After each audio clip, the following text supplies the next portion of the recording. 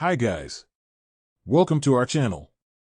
Today I am going to share with you on investing tips for beginners. Let us delve into the topic right away. Number 1. Invest only in companies that you are familiar with. Consider Warren Buffett's advice. Never invest in a business you cannot understand. What companies provide products and services to you and your family frequently? Companies that are visible and ubiquitous at ground level can be worth investing in. Some of these companies give out dividends too. And dividends can be a great source of passive income. Number 2. You need to know the fundamentals. There are important financial figures and ratios that you should know, such as revenue and basic earnings per share. Earnings per share, or EPS, can give a rough indicator amount of a company's profit allocated to one share of its stock. Besides this, it is also good to check the company's recent profits and compare that to the expectations of financial analysts. Does the company usually beat or fall short of EPS forecasts? Number 3.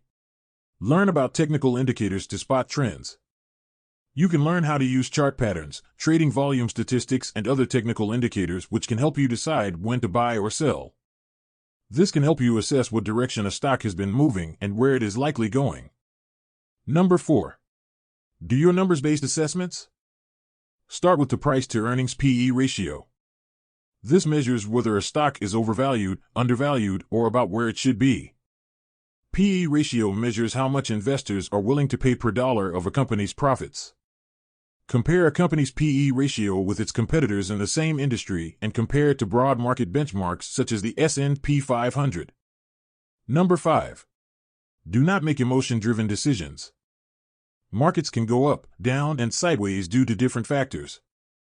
Learn not to be driven by your emotions when investing. I hope this video helps you in being one step closer to your financial goals. Please remember to click on like and subscribe. After you have subscribed, please leave a comment in the comments section below and I will try to reply to your comments. I'd see you in the next video. Bye.